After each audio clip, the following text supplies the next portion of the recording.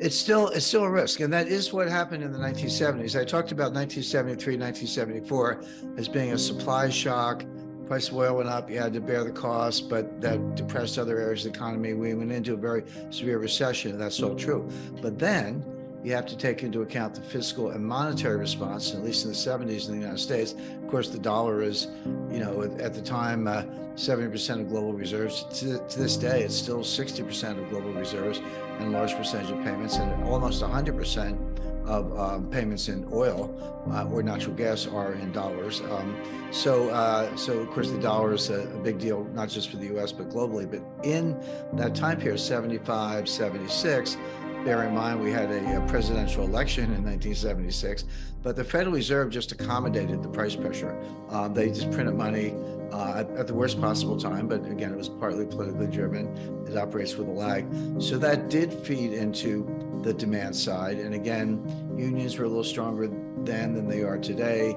But even in non-union shops, I know I was just at the start of my career, and when that inflation really took off in 77, 78, 79, then it was going up 9%, 10%, 11%. It peaked around almost 15%. It was well over 13%. I remember in 1981, you could have bought a 30-year U.S. Treasury bond that with a 15% coupon.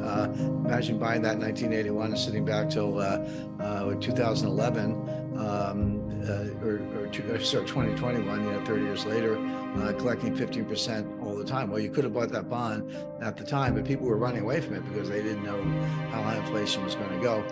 But that was a case where it started on the supply side and morphed into the demand side. So that's exactly what happened. But the bridge, if you will, from supply side to demand side, what was that bridge, or what was that channel whereby that happened? The answer was it was accommodative monetary policy by Arthur Burns, and then we had the Fed chairman G.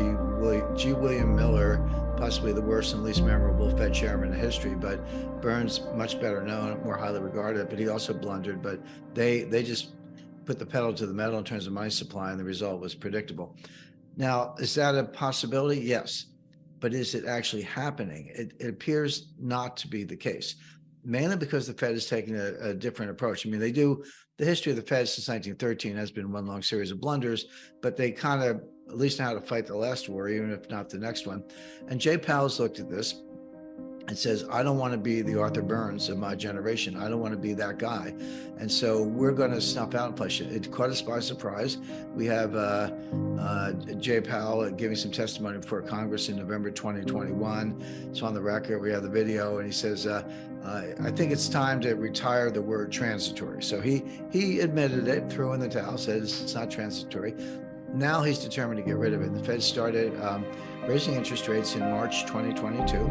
They've got them up to 4.5% in still less than a year. It's only 10 months or a little over 10 months since they started. So to go from 0 to 4.5 in 10 months is extraordinary. Those are not the sky high numbers you heard about with Volcker in 1980, but in terms of from point A to point B, that is the steepest, fastest interest rate hike increase in the history of the Fed, including what Volcker did. Volcker went much higher, but it took him several years to do it.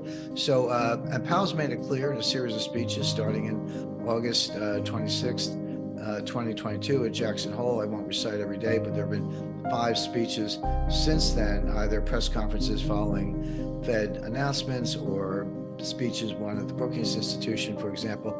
And he said the same thing every time. Killing inflation is job one. That's what we are all about. That is our job.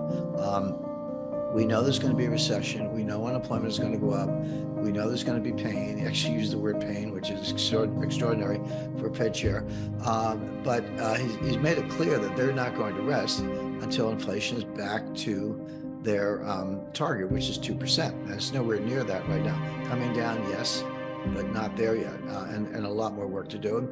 That's what they say. We have more work to do. The markets have kind of taken a very skeptical view of that. The markets, we all see the same data. You can analyze it differently, but we all see the same data. Everyone sees the inflation coming down. But the thing you have to sort out is inflation coming down because the Fed is hiking rates? In which case it suggests you should keep hiking rates until it gets to where you want, or is inflation coming down because the Fed has hit something called the terminal rate? Sounds like a Arnold Schwarzenegger movie, but the terminal rate, no one knows what it is, by the way. I don't know, but neither does Jay Powell, and he admits it. But in theory, the terminal rate is a policy rate set by the central bank that's high enough so that if you leave it there, inflation comes down on its own without the need for further rate hikes. So inflation is coming down, no question. But is it because the Fed has continued to raise rates, or is it because the Fed has hit a terminal rate and all they have to do is nothing, just pause, as they put it, and inflation will come down where they want? The market believes we're at the terminal rate. The Fed should just stop right now, leave it alone, sooner than later pivot to, that's the new buzzword, pivot to rate cuts. And it's the anticipation of those rate cuts that has Wall Street all spun up, and they get the pom-poms out and saying, buy stocks, buy tech, because the Fed's going to cut rates. The Fed does not see it that way at all. The Fed says, yeah, we're raising rates, inflation's coming down, but we're not at the terminal rate. We'll kind of know when we see it, but they think it's probably 5.25. That's a very good estimate based on what the Fed has said themselves. I think that's what they think. You know, in this game, you can't do your analysis based on what you think, at least as the first approximation. You have to figure out what the other guy's thinking. It's like chess. Figure out what he's thinking, then do the analysis, and then add your own kind of top spin on that. So there's no doubt that the Fed thinks they've got to go to 5.25. Well, if we're at 4.5, you need 75 basis points of hikes. And it looks like, and we already know, on February 1st, the Fed is going to raise interest rates 25 basis points. There was some debate about whether it was going to be 50 or 25. They have their channels. You have to know who their favored reporters are, but we do. And you follow those reporters. And if Jay Powell wants to leak something to the market, it's, you know, this reporter, this publication, and when you see his name on the byline, you know it's coming straight from the Jay Powell. So the Fed has leaked the fact that the February 1st rate hike is going to be 25 basis points.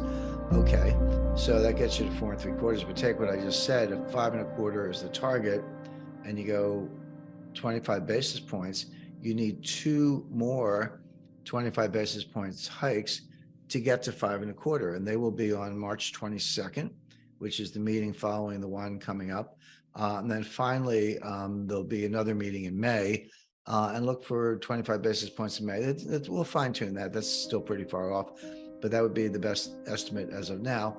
And that would get you to 5.25. At that point, the Fed might pause, not pivot, but pause, see to it that inflation comes down. Let's observe the data and watch it come down. Then when it gets to the target, then maybe wait a little bit longer, and then only then would they be ready to cut rates in their view. Now, the market thinks, sorry, Fed, you're already at the terminal rate. You're just the last to know. Inflation is coming down on its own. You don't need further rate hikes. Oh, by the way, you're destroying demand, pushing the economy into recession, unemployment's going to go up, et cetera. So the market says the Fed's going to get that memo very soon, meaning February or March. Maybe they'll raise rates in March, but they'll stop there, start the pause, and maybe pivot, meaning rate cut, as early as May. I don't see that at all. I understand the analysis, but to me, that's the market's, they call it the Goldilocks or the soft landing scenario, you know, pick your name. But they're saying that the Fed will pivot before that much damage is done. When they do, they'll cut rates, and that's good for stocks, so buy stocks. That's the Wall Street mantra. My own view is a hybrid of the two. The Fed's on course to do exactly what I described. I do believe that they probably are at the terminal rate. They probably will do more damage, but bear in mind a couple of things. Monetary, I hate to use cliches, but some of them are true. Monetary policy acts with a lag. So the Fed has not seen yet the implications of the November 75 basis point hike and the December 50 basis point hike. That hasn't really fully kicked in yet. That's still playing out. And yet the Fed is kind of what they call recency bias. They're looking at inflation month by month. They don't see the progress yet, at least not that much. Well, it's coming, but they will have raised rates several more times before they kind of get the message that, yeah, they're already there. By then, the damage will be done. Unemployment will be up. We'll be in a recession, probably a severe one. And because now here's where it gets a little recursive. The Wall Street is bidding up stock prices. We're in a stock market rally right now. Wall Street's bidding up stock prices in anticipation of this soft landing, so-called. But meanwhile, the Fed is engineering a crash landing, which the Fed doesn't quite realize. And when those two converge, the stocks are just going to drop. They're going to have to reprice, meaning down 30% in a very short period of time, probably less than a month. And I would expect that to happen in kind of in the March, April timeframe. That's when the Fed will say the job's done, but the damage will have been done. The economy will be in a steep recession, maybe on the verge of a global liquidity crisis, and the market's going to be like the roadrunner, or the coyote. Coyote runs off the cliff with a box of dynamite, is in midair, doesn't realize it, and then looks down and falls straight down. That'll be the stock market will be the coyote with the dynamite when they realize that the Fed has done a lot more harm.